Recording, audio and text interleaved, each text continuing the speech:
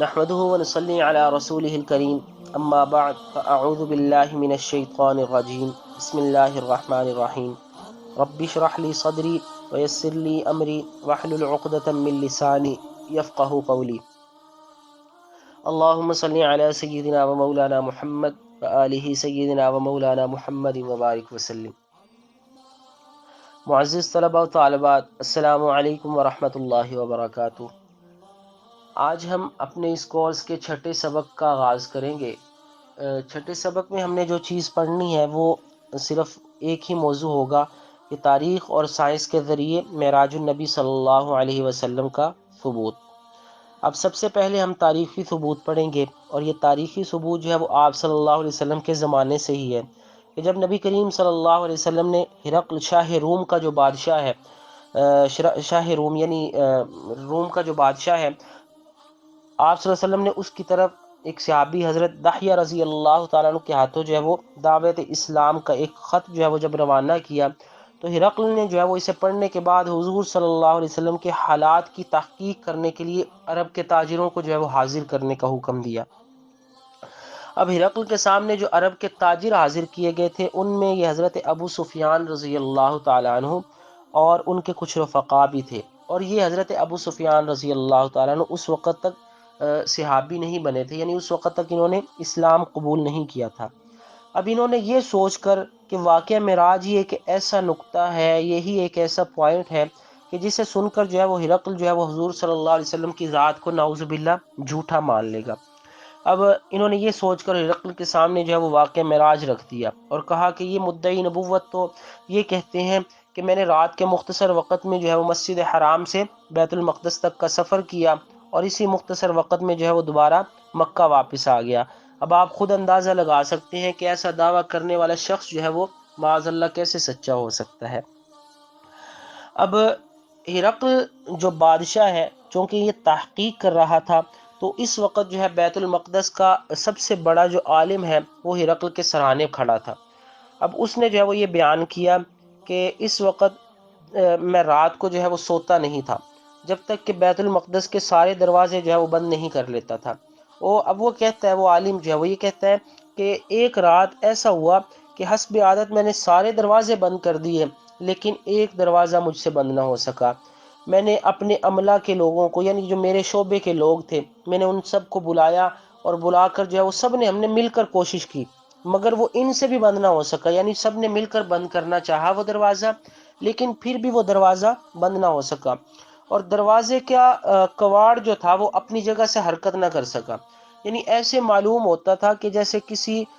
ہم پہاڑ کو ہلا رہے ہیں، جیسے پہاڑ کو انسان جو ہے وہ ظاہر سی بات ہے نہیں ہلا سکتے، تو وہ ایسے معلوم ہوتا تھا جیسے کہ ہم کسی پہاڑ کو ہلا رہے ہیں۔ تو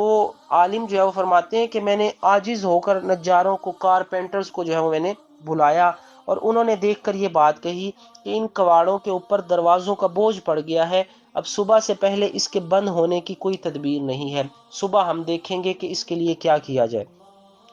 اب وہ عالم فرماتے ہیں کہ میں مجبور ہو کر لوٹ آیا، اور دونوں کواڑ اسی طرح کھلے رہے۔ اب صبح ہوتے ہی پھر میں اس دروازے پر پہنچا تو دیکھا کہ دروازے کی مسجد کے پاس جو ہے وہ دروازہ جو ہے وہ مسجد کے پاس ایک چٹان میں سوراخ کیا ہوا ہے وہاں پر، اور ایسا محسوس ہوتا ہے یہاں پر کوئی جانور باندھا گیا تھا۔ اب اگر آپ کو یاد ہو تو ہم نے شروع کے اسباق جو ہے ان کے اندر یہ بات پڑھی تھی کہ جب حضرت جبریل علیہ السلام جو ہے معراج کے لیے نبی کریم صلی اللہ علیہ وسلم کو لے کر جا رہے تھے، تو آپ نے وہاں پر جو ہے وہ رک کر اپنے جانور کو، براق کی رسی کو جو ہے وہ باندھا تھا، اور وہاں پر دروازے کے ساتھ جو ہے وہ وہاں پر سوراخ کیا تھا۔ تو یہ اسی سوراخ کا یہاں پر جو ہے وہ ذکر کیا گیا ہے۔ تو وہ عالم فرماتے ہیں کہ ایسا محسوس ہوتا تھا کہ یہاں پر کوئی جانور باندھا گیا ہے۔ اسی وقت میں نے اپنے ساتھیوں سے کہا کہ آج اس دروازے کو اللہ تعالیٰ نے شاید اس لیے بند ہونے سے روکا ہے کہ کوئی نبی یہاں آنے والے تھے، اور اس رات انہوں نے ہماری مسجد میں نماز پڑھی۔ یہاں تک جو ہے وہ ایک جو ہے وہ ہمارا ثبوت ہو گیا، تاریخی ثبوت۔ اب ہم دوسرا ثبوت جو ہے وہ یہاں سے پڑھیں گے کہ دیکھیں سفر معراج سے واپسی کے بعد جب حضور صلی اللہ علیہ وسلم نے ساری رات کا ماجرا جو ہے وہ مشرکین مکہ کے سامنے بیان کیا، تو انہوں نے جو ہے وہ آپ کا بے حد مذاق اڑایا، اور پھر جو ہے وہ راستے کی نشانیاں پوچھنے لگے۔ تو آپ صلی اللہ علیہ وسلم نے ان کو جو نشانیاں بتلائی ان کے اندر ایک نشانی یہ بھی تھی کہ جب میں شام کی طرف بھاگا جا رہا تھا تو فلاں وادی فلاں قبیلے کے قافلے پر گزر ہوا تھا تو ان کا ایک اونٹ بھاگ گیا تھا، میں نے اس کو میں نے اس کی جو ہے وہ نشاندہی کی تھی، سفر سے واپسی کے وقت جو ہے فلاں قبیلے کے قافلے پر پہنچا تو میں نے لوگوں کو سوتا ہوا پایا، یعنی میں نے دیکھا کہ لوگ سوئے ہوئے تھے اور ان کے ایک برتن میں پانی تھا، میں نے اس کو اور انہوں نے جو ہے وہ اس کو ڈھکا ہوا تھا اور میں نے اس کا ڈھکنا اتار کر اس کا پانی پیا اور پھر اسی طرح برتن کو جو ہے وہ ڈھک دیا۔ اور اس کی ایک نشانی یہ بھی ہے کہ اب وہ قافلہ جو ہے وہ فلاں جگہ سے فلاں جگہ کی طرف جو ہے وہ روانہ ہوا ہے، وہ ہجرت کر رہا ہے۔ تو سب سے وہ جو ہجرت کر رہا قافلہ ہے وہ سب سے آگے جو ہے وہ اس کا ایک خاکی رنگ کا اونٹ ہے اور اس پر 2 بورے لدے ہوئے ہیں، اور وہ 2 بورے جو ہے وہ بھی بتلائے کہ ایک کالا ہے اور دوسرا دھاری دار ہے۔ اب کچھ لوگ جو ہے وہ جس طرف آپ صلی اللہ علیہ وسلم کی ذات نے بتلایا تھا کہ وہ قافلہ جو ہے اس طرف سے اس طرف جا رہا ہے، اب وہ کچھ لوگ جو ہے وہ جو ہے نا اس کے پیچھے جو ہے وہ چل پڑے، یہ صرف یہ پتہ کرنے کے لیے کہ آیا یہ جو کہہ رہے ہیں، یہ جو بات فرما رہے ہیں، یہ بات سچی بھی ہے یا نہیں ہے۔ تو جب لوگوں نے وہاں جا کر ان سے معلوم کیا تو انہوں نے فرمایا کہ واقعی وہ جو شخص فرما رہا ہے وہ بالکل جو ہے وہ ٹھیک فرما رہا ہے کہ ہمارا ایک اونٹ جو ہے وہ بھاگ گیا تھا، اور اسی طریقے سے ہم نے ایک شخص کی آواز سنی کہ وہ ہمیں اونٹ کا بتا رہا تھا، یہاں تک کہ ہم نے اونٹ کو جو ہے وہ پکڑ لیا، اور جن کا بتلایا کہ پانی ڈھکا ہوا تھا تو ان سے بھی جا کر معلوم کیا تو یہی جواب ملا کہ جی ہاں ایک شخص کا گزر ہوا تھا، اس نے آ کر یہاں سے پانی پیا تھا اور پھر جو ہے وہ پانی کو ڈھک کر آگے جو ہے وہ چلا گیا تھا۔ یعنی بات کرنے کا مطلب یہ ہے کہ جتنی بھی انہوں نے جا کر تصدیق کرنا چاہی تو ان کو جو ہے وہ اس کے اندر کوئی شکوک و شبہات نہیں ملے، بلکہ ان کو جو ہے وہ اس کا منہ توڑ جواب ہی ملا۔ ان کو جو ہے آپ صلی اللہ علیہ وسلم نے جتنی باتیں بتلائی تھی وہ ساری کی ساری باتیں جو ہے وہ ان کے سامنے جو ہے سچی ثابت ہوئیں۔ اب اس کے بعد یہ تو ہو گیا تاریخی ثبوت، اب ہم سائنسی ثبوت کی طرف آتے ہیں۔ سب سے پہلا ثبوت جو ہم اس کے اندر پڑھیں گے، دیکھیں البرٹ آئنسٹائن، یہ دنیا کا عظیم ترین سائنسدان گزرا ہے۔ اب نظریہ اضافت اور ایٹم بم کا جو موجد ہے وہ یہی انسان ہے، اور آئنسٹائن کے نظریہ کے مطابق کسی بھی مادی چیز کی تیز رفتاری کی آخری حد روشنی کی رفتار یعنی 3 لاکھ کلومیٹر فی سیکنڈ کے برابر ہوتی ہے، اور اگر کوئی شخص اس رفتار پر قابو پا لے تو وقت اس کے لیے تھم جاتا ہے، کیونکہ وقت کی رفتار بھی یہی ہے۔ جس رفتار سے وقت چل رہا ہے تو ظاہر سی بات ہے یہ شخص بھی اسی رفتار سے چلے گا،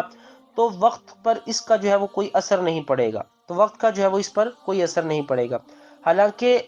وہ جو خود شخص وہ ہوتا ہے وہ یہ محسوس کر رہا ہوتا ہے کہ میں سفر کر رہا ہوں، اور جب وہ واپس اپنی جگہ پر آتا ہے تو وہ وقت کو جو ہے وہ رکا ہوا ہی پاتا ہے، یعنی جس جگہ پر وہ چھوڑ گیا تھا۔ اور اگر یہ حقائق واقعتاً درست ہیں، اور یقیناً ہمارا عقیدہ بھی یہی ہے، ہمارا ایمان بھی یہی ہے کہ واقعہ معراج جو ہے وہ درست ہے، تو سائنس کی روح سے یہ بات جو ہے وہ نہایت واضح حقیقت کے طور پر جو ہے وہ ہمارے سامنے آ جاتی ہے، اور سائنسی نقطہ نظر سے واقعہ معراج میں تیز رفتاری کے حوالے سے تقریباً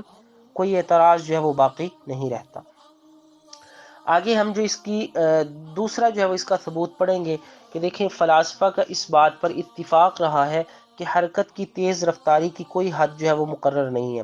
اب دیکھیں مشرق میں بجلی کوندتی ہے تو وہ لاکھوں میل کی مسافت سیکنڈوں میں جو ہے وہ طے کر کے مشرق کی جانب جو ہے وہ جا کر گر جاتی ہے، اور راستے کی کتنی بھی بڑی رکاوٹ کیوں نہ ہو وہ اس کی راہ میں حائل نہیں ہوتی۔ اب اسی طریقے سے انسان کی بنائی مشینری ہوتی ہے، اب وہ ہزاروں میل کی مسافت طے کر کے چاند، مریخ اور زہرہ تک پہنچ چکی ہیں، بلکہ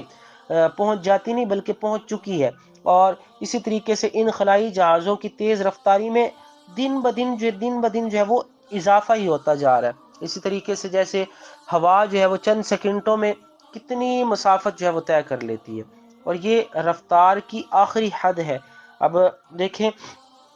ہماری آنکھ، اگر ہم اس کی ہی مثال لے لیں تو جب ہم اپنا چہرہ اٹھا کر اوپر آسمان کی جانب دیکھتے ہیں تو دیکھیں کہ کتنے لمحے لگتے ہیں کہ ہمیں اوپر دیکھنے کی طرف، اور ہمیں جو ہے وہ آسمان نظر آنے لگ جاتا ہے، یعنی ہمارا صرف اوپر دیکھنا ہوتا ہے، اور ہماری آنکھ کی بینائی جو ہوتی ہے ہماری آنکھ کی روشنی جو ہوتی ہے وہ ہمیں سیدھا آسمان کو جو ہے وہ دکھا دیتی ہے، یعنی کتنی یہ تیز رفتاری ہے۔ تو جب اس کی کوئی حد مقرر نہیں ہے تو پھر یہ واقعہ معراج کی تیز رفتاری پر لوگوں کو جو ہے وہ شبہ کیوں ہوتا ہے؟ اس پر بھی جو ہے وہ ہمیں شکوک و شبہات جو ہے وہ نہیں ہونے چاہیے۔ اسی طریقے سے جو تیسری چیز ہے، تیسرا ثبوت جو ہے، دیکھیں اس دنیا میں کچھ واقعات جو ہوتے ہیں وہ قوانین فطرت سے جو ہے وقوع پذیر ہو جاتے ہیں، یعنی کچھ واقعات ایسے بھی ہو جاتے ہیں جن کو ایسا ہوتا ہے کہ عقل میں آنے والے نہیں ہوتے لیکن وہ ہو جاتے ہیں، جیسے کہ مثال کے طور پر انبیاء کرام علیہ السلام کے معجزے، اور اسی طریقے کے ساتھ اولیاء کرام کی کرامات، یہ ساری کی ساری ماورائے فطرت اور ماورائے عقل کے واقعات ہیں۔ اور یہ جو مستشرقین یعنی غیر مسلم ماہر اسلامیات اور اسی طریقے سے اہل سائنس دان جو غیر مسلم سائنسدان ہیں، ان کو بھی یہ چاہیے کہ غیر جانبداری اور حق شناسی کا ثبوت دیں اور ان کے سامنے جو ہے وہ گھٹنے ٹیک دیں، یعنی اس بات کو سچا مان لیں کہ یہ واقعہ معراج جو ہے یہ در حقیقت ایک حقیقت ہے، اس کو قرآن پاک میں بیان کیا گیا، احادیث مبارکہ میں، اجماع امت کے ذریعے، اسی طریقے سے سائنسی طریقے کے ساتھ اسے ثابت کیا گیا، تاریخی طریقے سے اس کا ثبوت ملتا ہے، یعنی ہر طرح سے اس کے ثبوت جو ہے وہ واضح طور پر ہمارے سامنے ہے۔ تو پھر کچھ لوگوں کا یہ بات کو نہ ماننا کہ واقعہ معراج سچا ہے یا نہیں ہے، اس کے اندر شکوک و شبہات رکھنا، تو یہ صرف انسان کی اپنی ضد اور عناد تو ہو سکتی ہے، باقی اس کے اندر کوئی شکوک و شبہات والی بات جو ہے وہ سارے شکوک و شبہات اس کے ان مثالوں سے اور ان ثبوتوں سے اور ان ساری گواہیوں سے اور شہادتوں سے جو ہے وہ ختم ہو جاتے ہیں۔ تو اللہ تعالی ہمیں اس کو پڑھ کر سمجھنے کی اور اسی طریقے سے آگے دوسروں کو سمجھانے کی توفیق عطا فرمائے، آمین۔